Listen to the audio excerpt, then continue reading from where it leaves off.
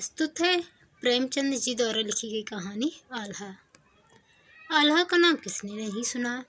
पुराने जमाने के चंदेल राजपूतों में वीरता और जान पर खेलकर स्वामी की सेवा करने के लिए किसी राजा महाराजा को भी यह अमर कीर्ति नहीं मिली।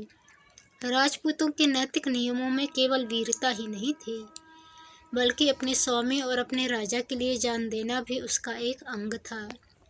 आल्हा और ऊतल की जिंदगी इसकी सबसे अच्छी मिसाल है।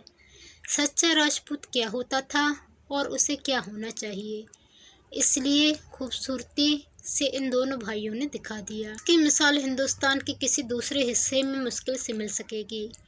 आल्हा और ऊतल के मार्के और उसको कारनामे एक चंदेली कवि ने शायद उन्हीं के ज़माने में गाए, और उसको इस सूबे में जो लोकप्रियता प्राप्त है वह शायद रामायण को भी ना हो। यह कविता आल्हा ही के नाम से प्रसिद्ध है और 8-9 शताब्दियाँ गुजर जाने के बावजूद उसकी दिलचस्पी और सर्वप्रियता में अंतर नहीं आया। आल्हा गाने का इस प्रदेश में बड़ा रिवाज है। देहात में लोग हजारों की संख्या में आल्हा सुनने के लिए जमा होते हैं। शहरों में भी कभी कभी यह मंडलियाँ दिखाई दे जाती हैं। बड़े लोगों की अपेक्षा सर्वसाधारण में यह किस्सा अधिक लोकप्रिय है। किसी मजलिस में जाइए, हजारों आदमी जमीन के फर्श पर बैठे हुए हैं। सारी महफिल जैसे बेसुध हो रही है और आल्हा गाने वाला किसी मोड़े पर बैठा हुआ अपनी आलाप सुना रहा है।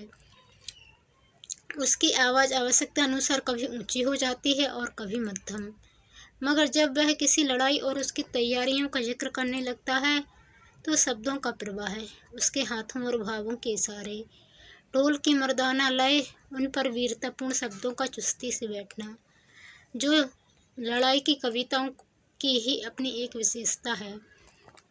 यह सब चीज़ें मिलकर सुनने वालों के दिले में मर कर देती हैं। बयान करने का तर्ज ऐसा सादा और दिलचस्प और जवान ऐसी आम फहम है कि उसके समझने में जरा भी दिक्कत नहीं होती।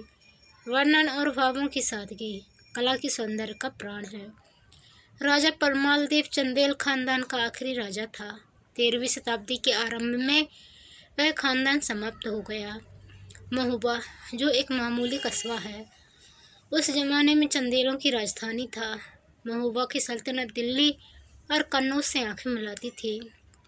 आल्हा और ऊतल इसी राजा परमाल देव के दरबार के सम्मानित सदस्य थे। यह दोनों भाई अभी बच्चे ही थे कि उनका बाप जसराज एक लड़ाई में मारा गया। राजा को अनाथों पर तरस आया, उन्हें राजमहल में ले आए और मोहब्बत के साथ अपनी रानी मलिनहा के सुपुर्द कर दिया। रानी ने उन दोनों भाइयों की परवरिश और लालन पालन अपने लड़के की तरह किया। जवान होकर यही दोनों भाई बहादुरी से सारी दुनिया में मशहूर हुए। इन्हीं दिलावरों के कारनामों ने महोबे का नाम रोशन कर दिया है।